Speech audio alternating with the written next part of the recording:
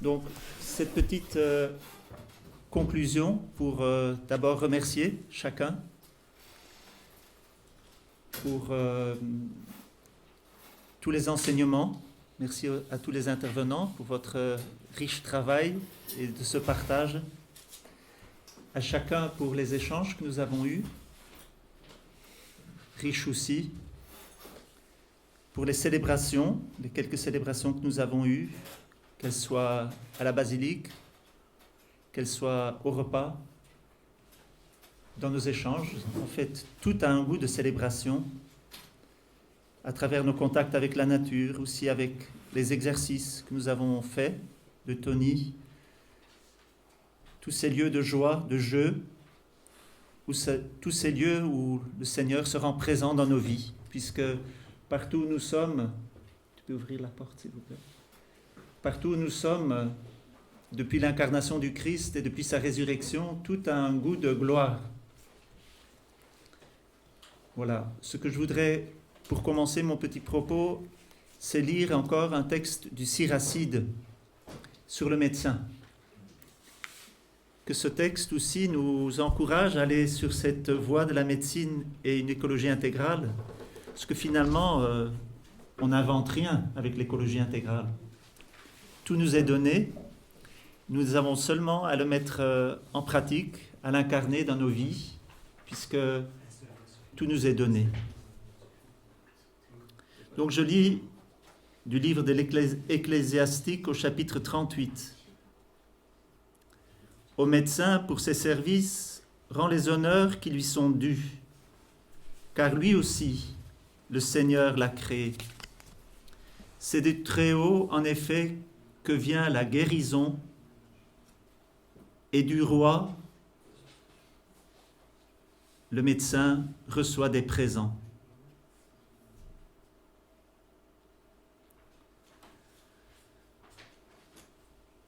Il dit ensuite, c'est lui aussi qui a donné aux hommes, donc Dieu, de savoir, pour se glorifier dans ses merveilles.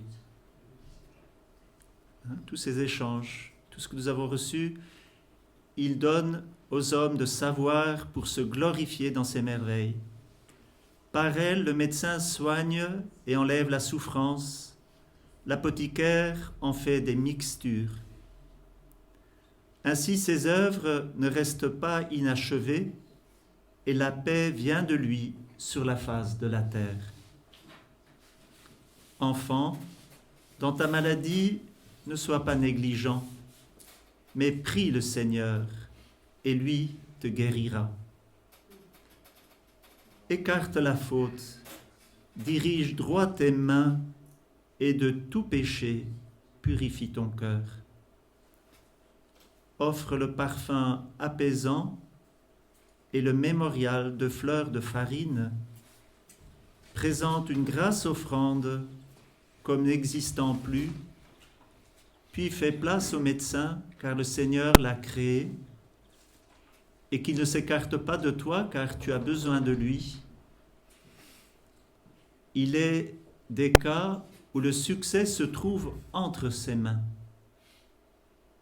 car eux aussi prieront le Seigneur d'accorder par eux la faveur d'un soulagement et la guérison pour te sauver la vie.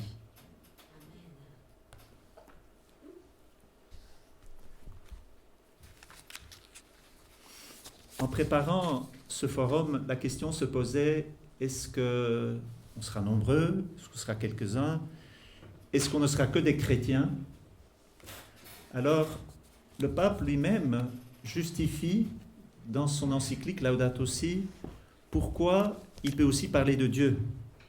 Et il dit au paragraphe 62, la science et la religion qui proposent des approches différentes de la réalité peuvent entrer dans un dialogue intense et fécond pour toutes deux. Donc, si nous sommes là comme chrétiens, et je crois que nous sommes tous chrétiens et pratiquants, nous pouvons aussi dialoguer avec le monde. On n'a pas honte d'être chrétien.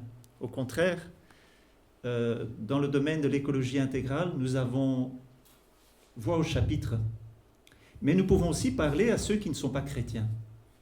Justement parce que des approches différentes de la réalité peuvent entrer dans un dialogue intense et fécond pour toutes deux. Nous avons donc essayé de comprendre ce qu'est l'homme, comment évoluer selon l'esprit de Laudato Si. On a dit qu'il était important de connaître l'homme. Et nous avons reconnu l'homme d'abord comme image et ressemblance de Dieu. Plusieurs intervenants ont parlé de cette image et ressemblance de Dieu. Nous avons vu l'homme comme un être relationnel. Philippe vient de nous le rappeler avec beaucoup de profondeur. Et puis, nous avons vu combien l'homme est un être vivant et que nous ne pouvons pas nous approcher du corps exclusivement d'une façon quantitative, mais il faut aussi l'aspect qualitatif. Et pour cela, frère Jacques Vianney nous a donné la compréhension que nous pouvons parler d'une façon qualitative du corps parce que nous connaissons son âme.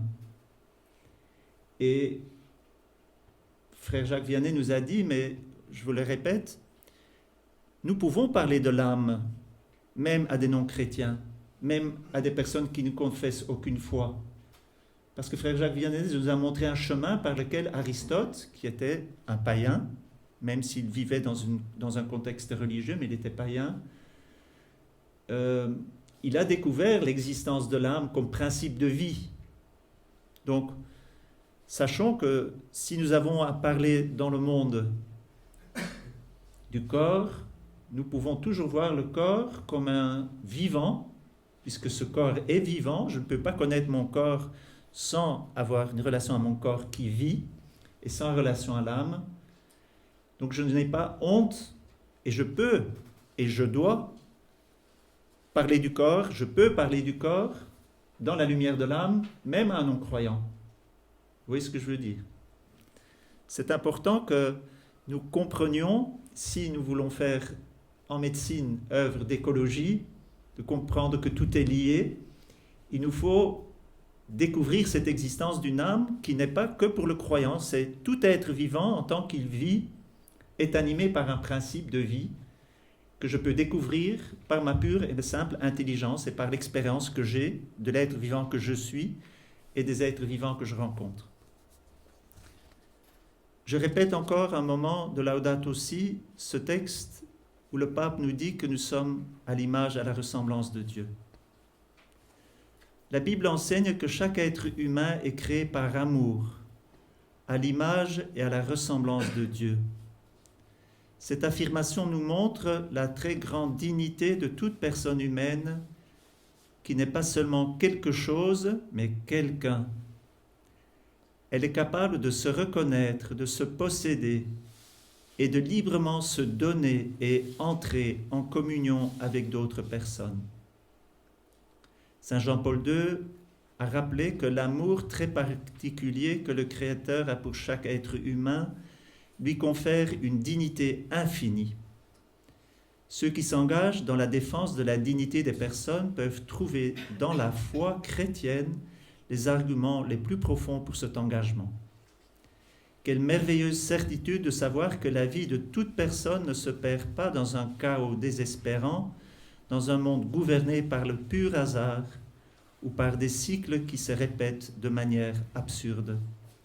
Le Créateur peut dire à chacun de nous, avant même de te former au ventre maternel, je t'ai connu. Nous avons été conçus dans le cœur de Dieu et donc chacun de nous est le fruit d'une pensée de Dieu. Chacun de nous est voulu, chacun est aimé, chacun est nécessaire.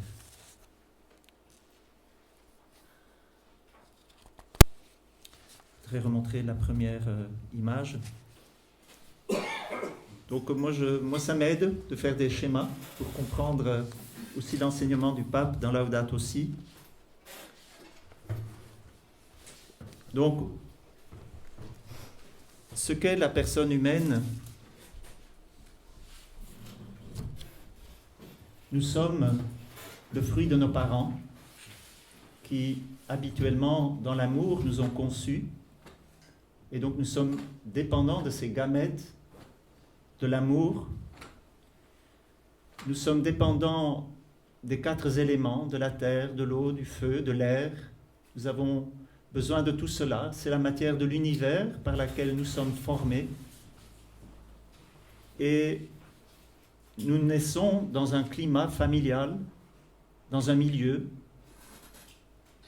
affectif, dans une communauté, dans un système de pensée, notre société. Et Dieu infuse notre âme dans notre corps. C'est cela. Et nous sommes, comme dit le pape, dans ce lien organique avec tout cela et avec tous les êtres. Prochain.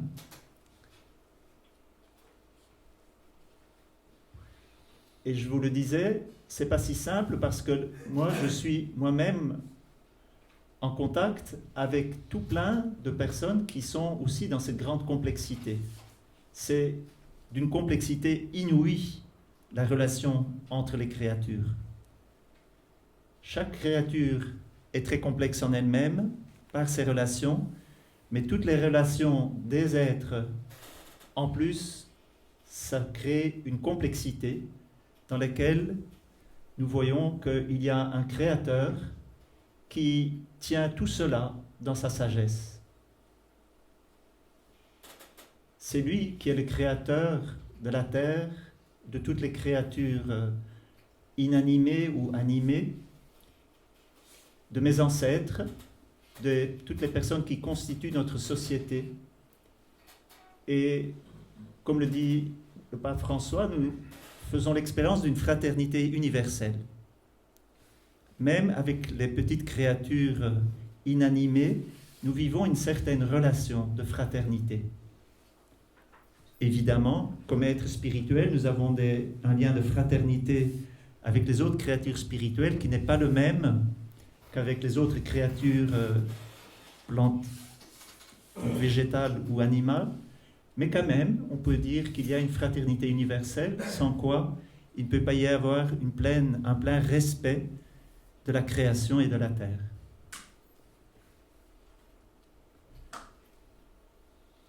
Nous voyons que chaque personne de ses parents reçoit non seulement des choses positives, mais rapidement, et dès le sein de la mère, il y a un certain poids de l'atavisme, il peut y avoir un manque d'amour, il peut y avoir dans l'univers, malgré les choses positives, tous les rythmes de l'univers, les rythmes des astres, aussi la pollution, la contamination, le réchauffement climatique.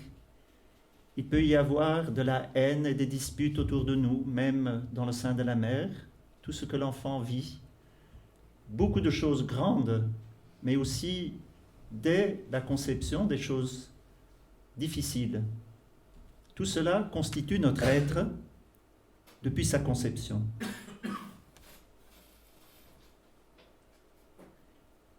Le médecin, le thérapeute ou le soignant, lui aussi, il rentre dans cette relation. Et même le groupe de thérapeutes autour d'un patient, il rentre dans ce lien avec la personne, le pauvre, qui lui vit dans cette profonde dépendance avec les autres créatures, mais donc aussi avec son médecin qu'il reçoit, qu'il choisit, et dans lequel il doit essayer de constituer un lien d'autonomie. Prochain. J'ai marqué, le dessin ici montre que dans la mesure où le traitement de la personne est efficace, il doit aider le patient à se réconcilier et à creuser son intériorité d'être spirituel. C'est l'aide qu'il reçoit et qui lui permet de rayonner dans sa personne.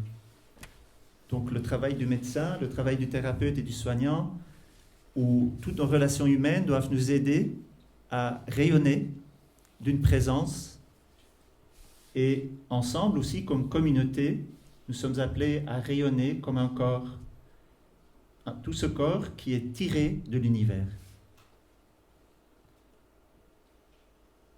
C'est une petite image qui montre combien autour du patient, il y a tout ce réseau de personnes. Encore la prochaine. Et je voudrais vous faire un petit dessin. Celui-là, nous l'avons vu. Mais celui-ci, nous voyons que dès le sein de la mère, il y a quelque chose qui est profondément blessé. Je vous l'ai dit tout à l'heure, dès la conception, il y a quelque chose qui n'est plus immaculé. C'est très étonnant quand on y pense. Et quelquefois, en parlant du psaume 50, je me dis, dès le sein de ma mère, je participe au péché.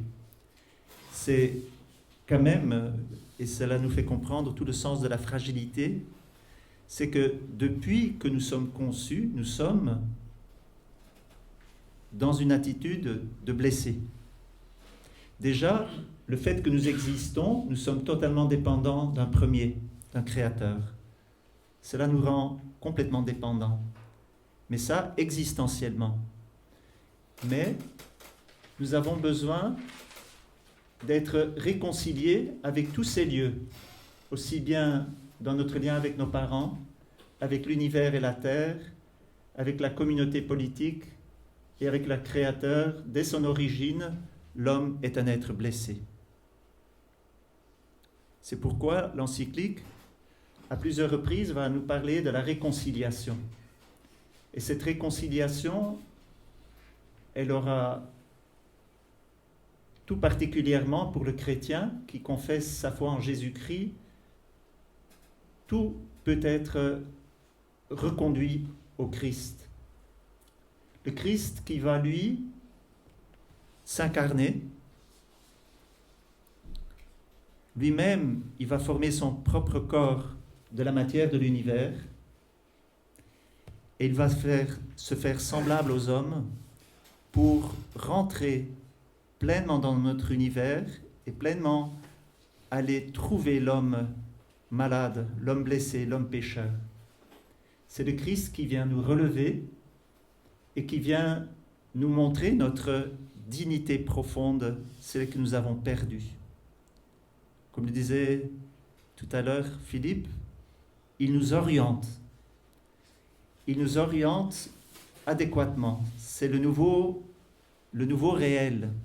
Si notre réel de hommes et femmes blessés était d'être repliés sur nous-mêmes, grâce au Christ et grâce à la réconciliation que le Christ nous mérite, aussi bien avec nos parents, avec l'univers, avec la communauté politique, la famille et avec le Créateur, nous pouvons être bien orientés et être pleinement enracinés dans le réel. C'est pour ça que chaque fois que nous célébrons l'Eucharistie ou que nous sommes devant l'adoration, que nous sommes devant Jésus, nous sommes devant ce réel qui nous permet de nous réconcilier pleinement en nous-mêmes parce que nous sommes réconciliés en lui avec toutes nos réalités et avec toutes les créatures.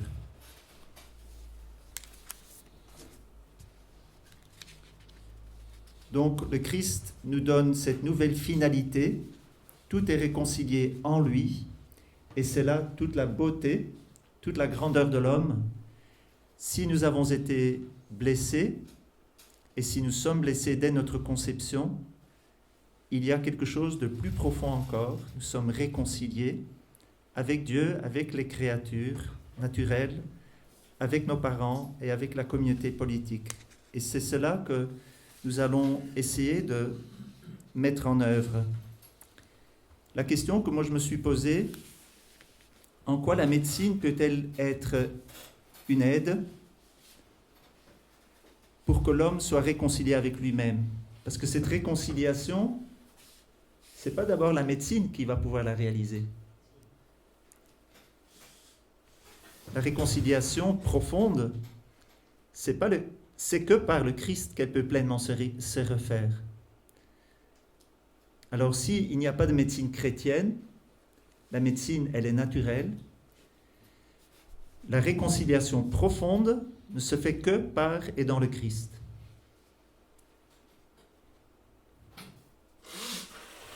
En quoi la médecine peut-elle être une aide et une bonne disposition pour être pleinement réconcilié avec Dieu? Elle pointe sur une bonne hygiène de vie. Cela revêt de la prévention, une saine alimentation, une saine eau, l'air pur, un sain mouvement corporel. Par une saine rencontre thérapeutique, l'accueil du malade, par la prise en compte globale du malade, par une coopération saine entre les thérapeutes au service du patient, par le traitement qui, s'il est conduit avec art et science, médicamenteux ou non, permet à la personne d'être plus unifiée, de vivre plus en résonance avec elle-même. C'est là que chaque remède, qu'elle soit une plante, qu'elle soit un minerai, qu'elle soit le médecin, dans ses différentes techniques thérapeutiques, tout prend un sens plénier dans le mystère du Christ. C'est-à-dire que quand le pape nous parle dans l'encyclique des petits gestes, ce sont par les petits gestes que nous sauvons le monde. C'est par ces petits lieux où, dans nos rencontres personnelles, dans notre choix d'un médicament, fait avec science et art, dans l'écoute, c'est là que, dans le Christ et par le Christ, nous faisons une œuvre immense. Je voudrais, pour finir, lire, c'est plus une méditation, quelques paragraphes de la fin de l'encyclique pour nous permettre un peu de contempler cette présence du Christ. Je suis au paragraphe 223.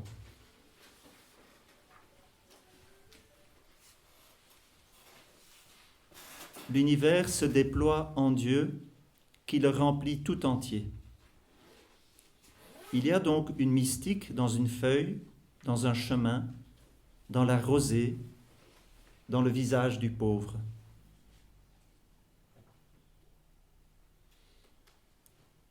S'il admire la grandeur d'une montagne, il ne peut pas la séparer de Dieu, et il perçoit que cette admiration intérieure qu'il vit doit reposer dans le Seigneur.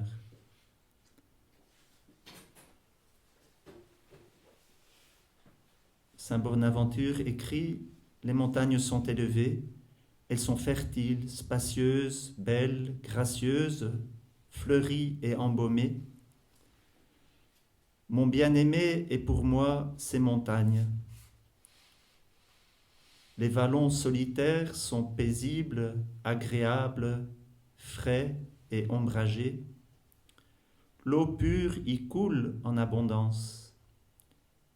Ils charment et recréent les sens par leur végétation variée et par les chants mélodieux des oiseaux qui les habitent. Ils procurent la fraîcheur et le repos par la solitude et le silence qui y règnent.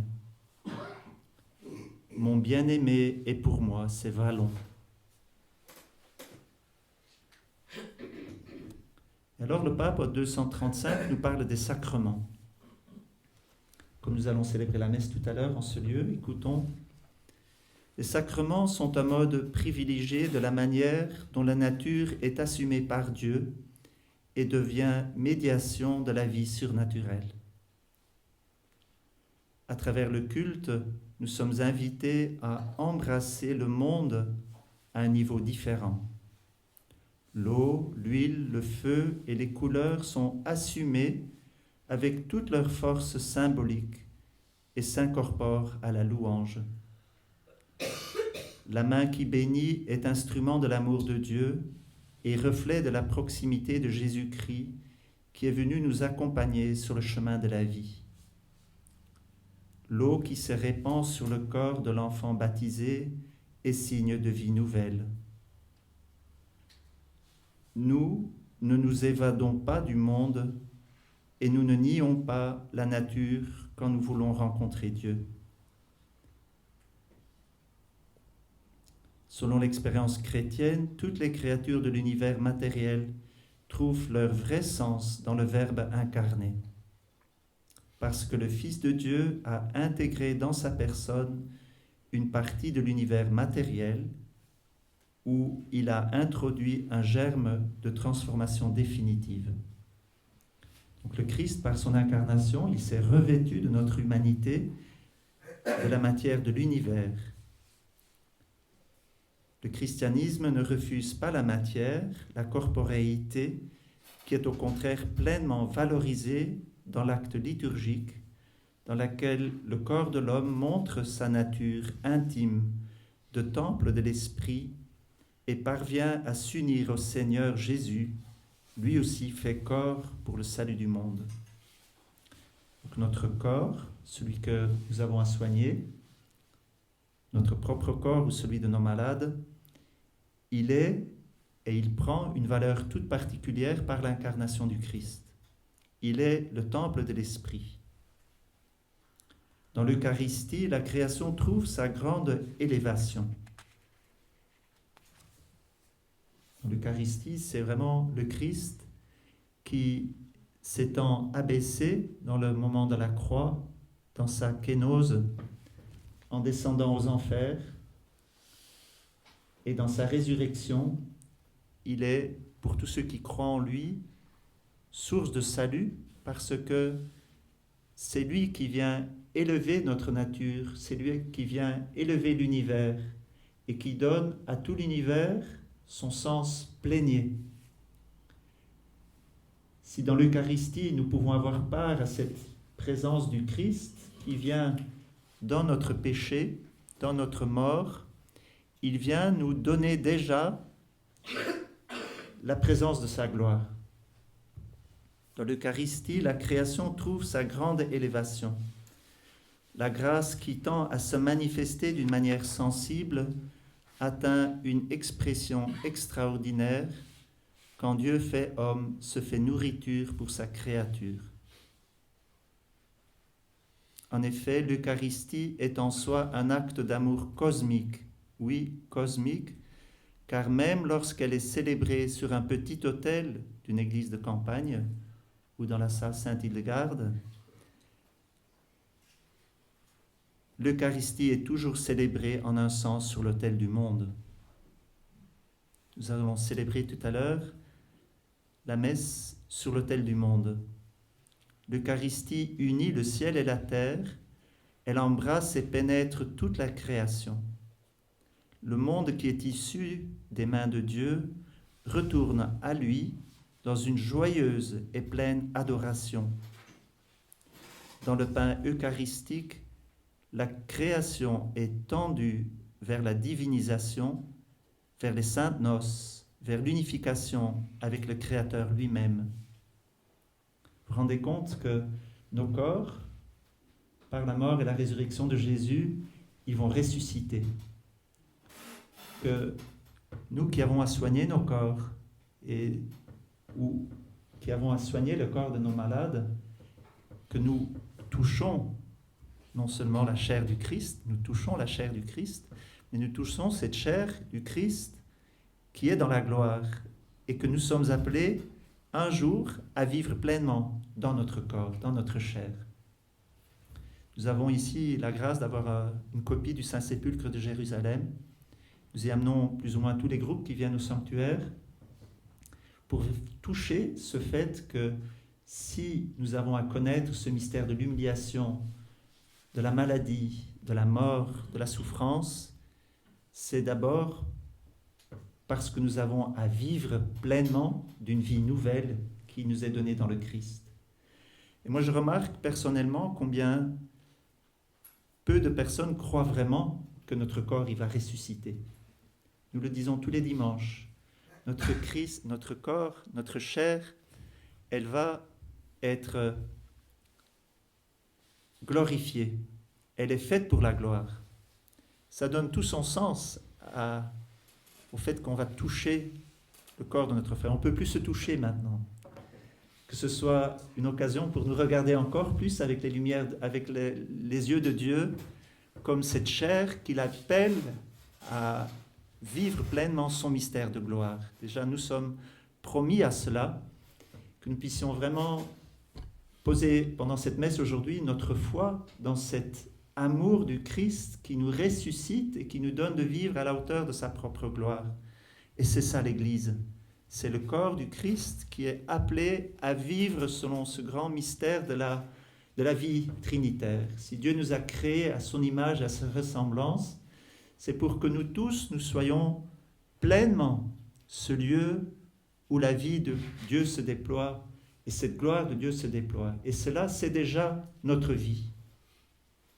N'attendons pas d'être morts pour que cela s'incarne dans notre exercice de notre art médical, que nous sachions que tout est pétri de ce mystère de gloire. Si nous donnons un médicament, eh bien, c'est pour ce mystère de gloire. Si nous recevons un médicament, c'est pour que ce mystère de gloire s'actue.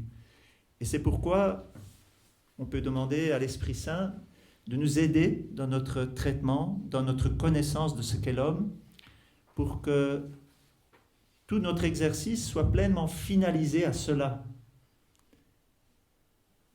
Que nous soyons des priants auprès de nos patients pour que nous puissions, à travers un petit remède, à travers un petit geste, à travers notre présence et notre écoute, enfanter cette gloire dans nos patients ou en nous-mêmes. Ou prions pour nos médecins, pour nos soignants, pour nos thérapeutes, afin qu'ils soient ces instruments au service de cette gloire du Christ qui veut se révéler à travers l'Église et à travers le monde. Moi, je vous propose qu'on puisse faire, avant la messe, une petite, si vous voulez bien, une petite évaluation de comment nous avons vécu ces jours, quels sont peut-être ces lieux qui nous ont aidés à vivre ce week-end. Nous avons vécu un peu sur une petite île. Et autour de nous, beaucoup de choses ont été annulées. Nous avons un peu retiré dans le cœur de Dieu, fait ce travail que nous croyons très important pour notre monde. Alors, je vous propose qu'on puisse nous exprimer un peu ce qu'on a vécu et que pendant la messe aujourd'hui, nous puissions offrir notre action de grâce pour ce que nous avons vécu, mais aussi que nous puissions nous offrir nous-mêmes, tous ceux qui ont à chercher dans les universités, à travers nos recherches mutuelles, réciproques, à travers le monde de l'écologie, aussi à travers notre académie, que nous puissions vraiment offrir tout cela à Dieu pour que notre monde soit béni. On le disait plusieurs fois ce week-end, si Dieu permet ces épreuves de l'épidémie, cette solitude profonde que beaucoup doivent vivre, c'est sûrement pour un mystère plus grand que nous ne voyons pas encore, mais c'est dans la mort que se déploie toute sa puissance.